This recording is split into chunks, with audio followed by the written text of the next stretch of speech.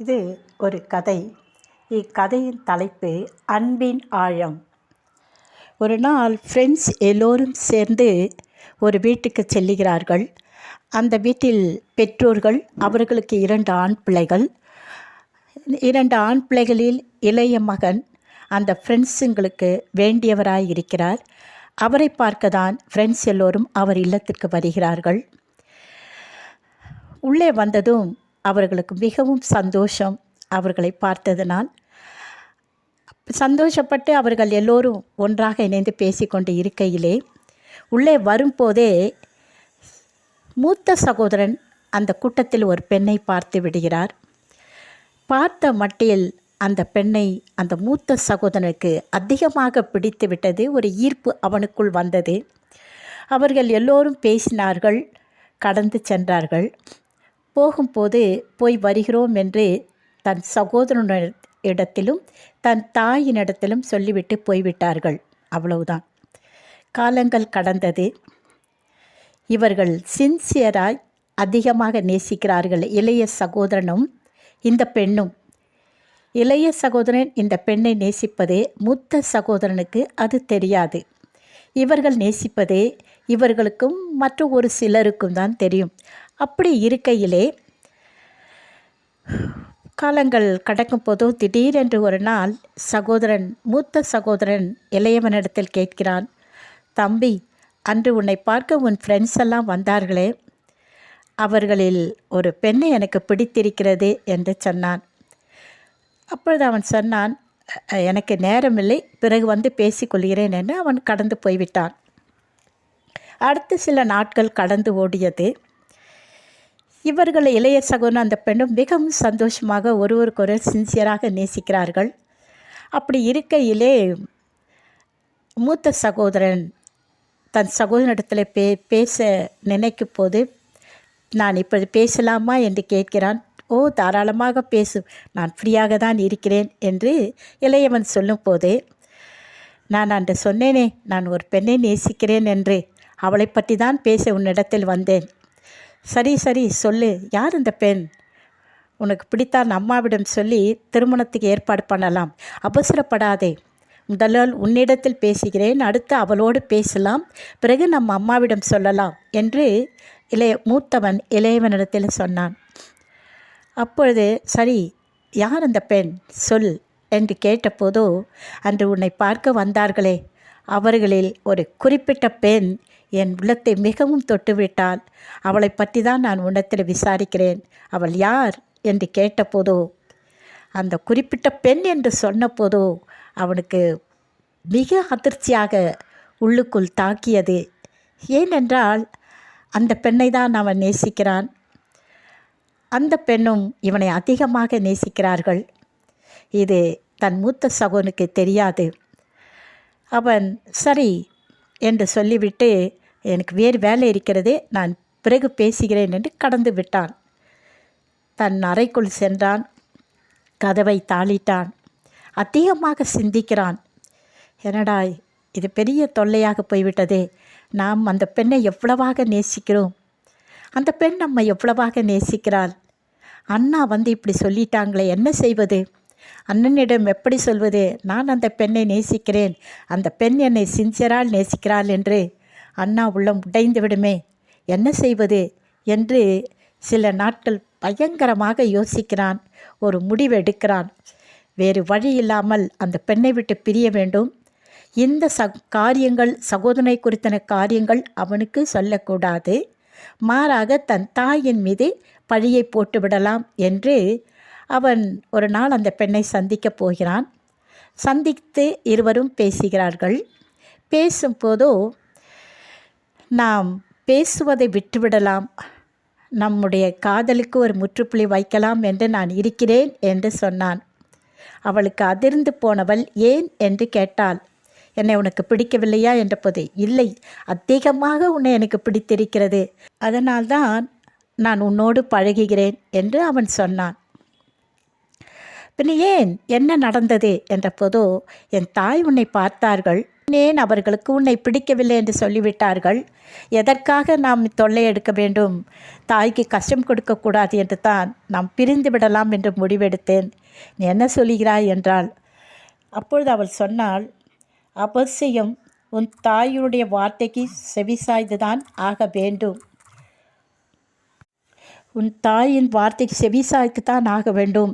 பிடிக்காத அந்த தாயோடு நான் ஜீவிப்பது கடினம். உன் தாய் என்ன சொல்லுகிறார்களோ செய் என்றாள். உண்மையாக சொல்லுகிறாயா என்ற போது, ஆம், உண்மையாகத்தான் சொல்லுகிறேன்.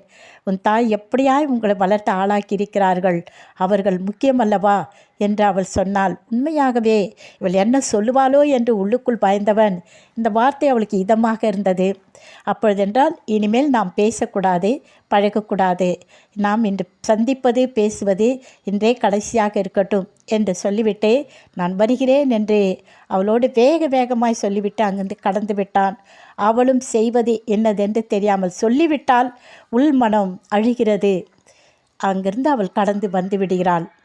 இதுதான் நடந்து முடிந்தது. இது சில வருடங்கள் ஓடிவிட்டது. வேறு வேறு இடத்திலே இருவருக்குமே திருமணம் நடந்தது. இவர்களுக்கும் பிள்ளைகள் பிறந்திருக்கிறார்கள், அவர்களுக்கும் பிறந்திருக்கிறார்கள். இவர்களை வளர்த்து மாளாக்கி விட்டார்கள். இப்பொழுதோ ஒரு நாள் ஒரு நிகழ்ச்சியிலே இருவரும் சந்திக்கிறார்கள். அப்படி சந்திக்கையிலே ஒருவரை பார்க்கிறார்கள்.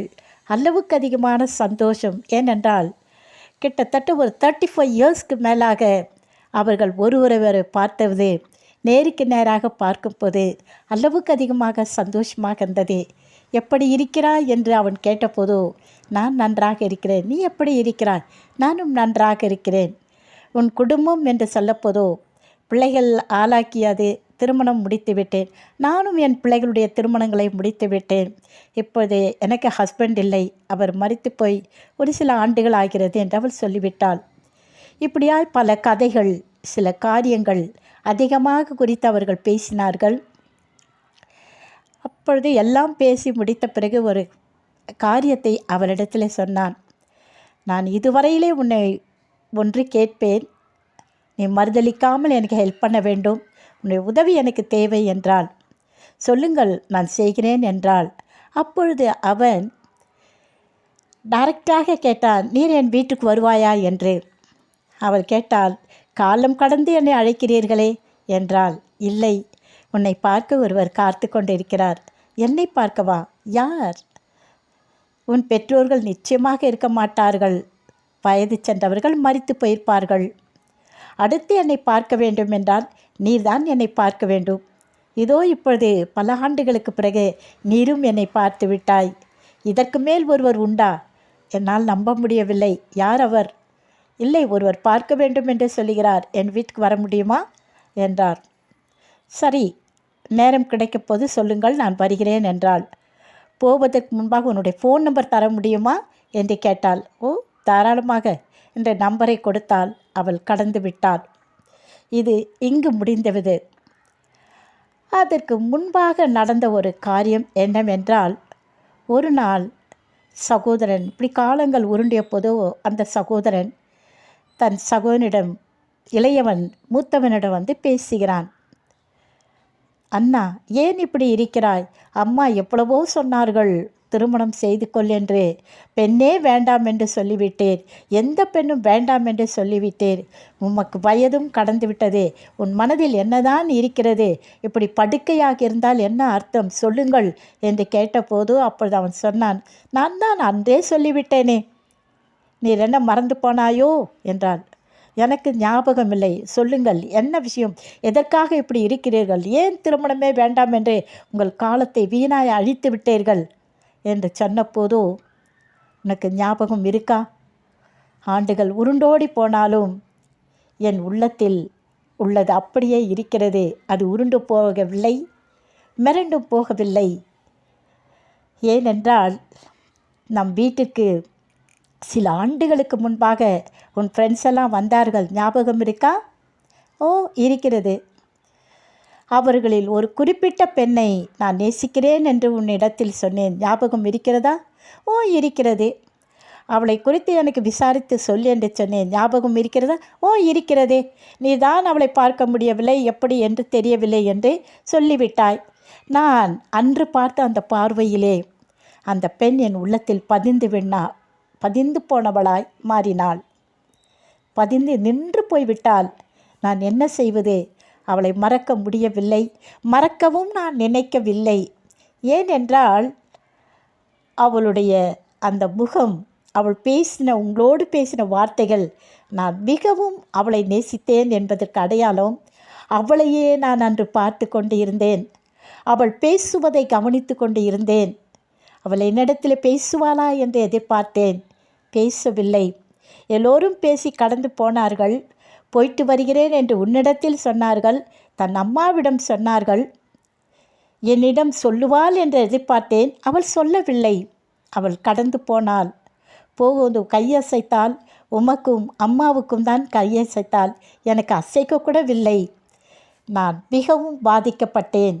ஆனால் அவள் முகம், அவள் பேசின அந்த வார்த்தைகள், அந்த இனிமையான அந்த குரல் என் உள்ளத்தை தொட்டது. அன்று முதல் இன்று வரை நான் அவளை நேசிக்கிறேன் என்று அவன் சொன்னான். அவனுக்கு மிக மிக மிக அளவுக்கு அதிகமான அதிர்ச்சி அவனை தாக்கியது. இத்தனை ஆண்டுகளாகியும் அவளை நேசிக்கிறானா? அவளுக்கு திருமணம் நடந்து விட்டது. உள்ளுக்குள் சொல்லிக் கொள்கிறான், அவளுக்கு குடும்பம் என்று ஒன்று இருக்கிறதே. இவன் நேசிக்கிறேன், இன்னும் நேசிக்கிறேன் என்று சொல்லுகிறானே, இது தவறல்லவா என்று அவன் உள்ளுக்குள்ளாக யோசிக்கிறான். அப்பொழுதுதான் சரி பார்க்கலாம் என்று சொல்லிவிட்டான். நான் முயற்சி செய்கிறேன் என்றும் தன் சகோதரத்திலே சொல்லிவிட்டான். அதன் பிறகுதான் ஒரு நாள் அவளை சந்திக்க நேர்ந்தது. அவள் கொடுத்த ஃபோனுக்கு அவன் காண்டாக்ட் பண்ணான். அவள் வர முடியுமா என்று கேட்டபோதோ, இப்பொழுதே நீர் வர வேண்டும் என்று சொன்னான். இப்பொழுதா? என்ன அவ்வளவு அவசரம் என்று கேட்டால், இல்லை இல்லை, எனக்கு இப்போது தேவைப்படுகிறது, தயவு செய்து வாருங்கள், நாங்கள் எல்லோரும் உங்களுக்காக இங்கு காத்து கொண்டு இருக்கிறோம் என்று சொன்னான். சரி என்றாள். அவள் புறப்பட்டு போனாள். அந்த இடத்திற்கு போனால் ஒரு சில ஆண்டுகளுக்கு முன்பாக சென்ற அதே வீடு. அவள் உள்ளுக்குள்ள அளவுக்கு அதிகமான அந்த சத்தம், அந்த அமைதி, அந்த சந்தோஷம் அவளுக்குள் நிறைந்திருந்தது. காரணம், வாலிப பெண்ணாய் அந்த வீட்டுக்குள் வந்தாள். இந்த வயது கடந்தவளாய் அந்த வீட்டுக்குள் செல்லுகிறாள். அவள் உள்ளுக்குள் சென்றதுமே சகோதரன் அழைத்தான். உள்ளே வா என்று போனான். ஒரு அறைக்குள்ளாக அழைத்து சென்றான். அதற்குள்ளாக ஒருவர் படுத்து கொண்டிருந்தார். இவர்தான், இவரோடு பேசிக்கொண்டிரு, இவனை பார்க்க வேண்டும் என்று சொன்னது இவர்தான், இவரோடு பேசிக்கொண்டிரு, நான் உள்ளே போய் வருகிறேன் என்றான். உள்ளே போய் வருவான் என்று பார்த்தால் அவன் சீக்கிரத்தில் வரவில்லை. இவர்தான் சொன்னார், நான் உன்னோடு பேசலாமா என்ற போது இவள்தான் பேசினாள், நீர் அவருடைய சகோதரன் தானே என்று சொன்னாள். ஆம், அவருடைய சகோதரன் தான். என்ன ஆச்சு உங்களுக்கு? ஏன் இப்படி இருக்கிறீர்கள்? உடம்புக்கு என்ன என்று கேட்டபோதோ, உடல்நலம் சரியில்லை, மெடிசின்ஸ் எடுத்தும் சுகமாகவில்லை. இப்படி படுத்த படுக்கையாக இருக்கிறீர்களே, யார் உங்களுக்கு உதவி செய்கிறார்கள்? எங்கே உங்கள் மனைவி என்று கேட்டபோதோ, எனக்கு திருமணம் ஆகவில்லை. திருமணம் ஆகவில்லையா? யார் உங்களை கவனித்து கொள்ளுகிறார்கள்? என் சகோதரன், அவன் மனைவி, அவன் பிள்ளைகள் என்னை நன்றாக கவனிக்கிறார்கள். ஏன், உங்களுக்கென்று ஒரு திருமணத்தை செய்து கொண்டால் அவள் எவ்வளவு உங்களுக்கு யூஸ்ஃபுல்லாக இருப்பாளே, ஏன் இந்த காரியத்தை இழந்து விட்டீர்கள் என்ற போது, நான் உன்னோடு பேச வேண்டும் என்று சொன்னது இதல்ல, இன்னும் கொஞ்சம் பேச வேண்டும், சொல்லுங்கள். சரி, ஏன் தான் திருமணம் செய்து கொள்ளவில்லை, அதற்கு பதில் சொல்லுங்கள் என்று சொன்னபோதோ அவள் சொன்னால், நான் சிறு வயதில் ஒரு பெண்ணை நேசித்தேன்.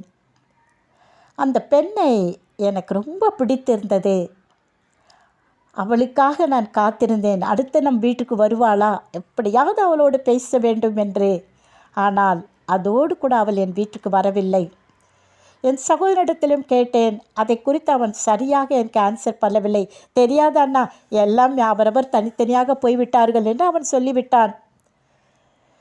நான் அந்த பெண்ணையே அதிகமாக நேசித்தேன், இன்றும் நேசிக்கிறேன். அவளுடைய அந்த முகம், அவளிடத்தில் அழகும் இல்லை, சௌந்தரியம் இல்லை, ஐஸ்வர்யம் இல்லை. ஆனால் நான் அவளை நேசித்தேன். எப்படி நேசித்தேன் என்று எனக்கே தெரியாதே. இன்னும் அவள் என் உள்ளத்தில் நிரந்தரமாய் தங்கிவிட்டாள் என்று சொன்னான். அன்பின் ஆழம். இக்கதை 2 பாகங்களாக பிரிக்கப்பட்டுள்ளது. முதல் பாகம் இப்போது வெளிவந்திருக்கிறது. விரைவில் 2வது பாகம் வெளிவரும். அதை விரைவில் எதிர்பார்ப்போம்.